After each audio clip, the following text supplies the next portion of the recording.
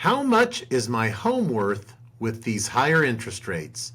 That's what we're going to talk about today. It's a big question we're getting from our homeowners and potential home sellers, and it's one that we want to share some information that we think will be helpful to you. Stay tuned.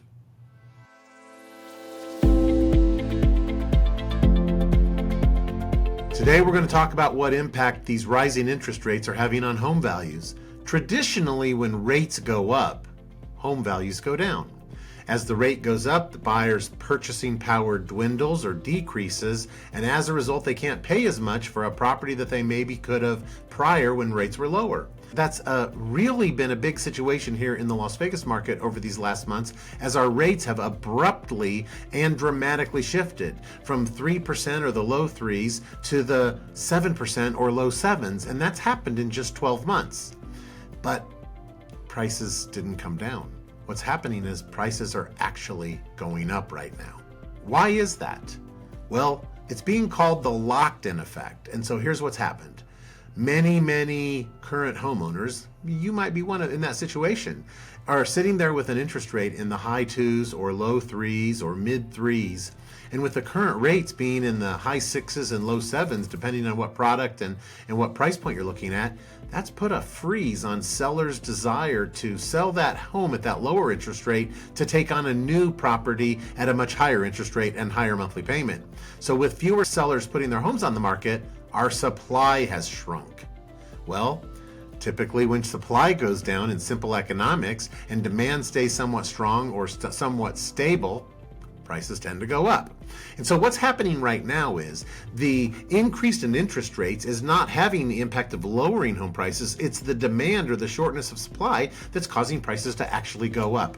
And we've been seeing that now for a few consecutive months. In fact, the July's numbers are just in, and what we're seeing is that home prices are up again over 1% month over month. That's the third or fourth month in a row where the market is turning back to higher prices.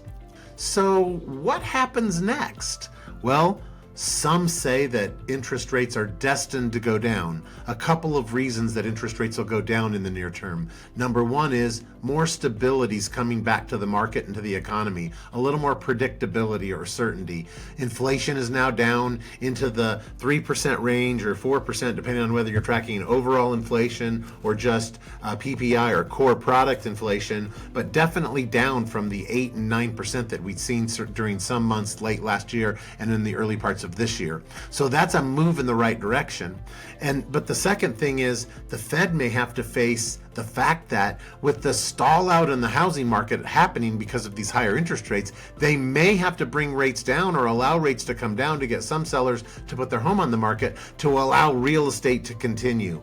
If sellers stop putting their houses on the market and that continues this abnormal increase in prices, we're going to find ourselves back in unstable or uncharted territory here again soon. So that's something to maybe consider. On the flip side, though, there are those that say interest rates are going to stay the same or maybe continue to increase. But the Fed is pretty committed to that 2% inflation rate, and that is what they feel is a good growth pace for the U.S. economy, and we're still at that 3 or higher percent inflation. And in this most recent meeting they had here at the end of July, they suggested that while they increased the rate, they may need to do that again in the coming months. And so with that signal not being that we've got things under control, some are thinking that rates are going to continue to stay high or even increase in the future.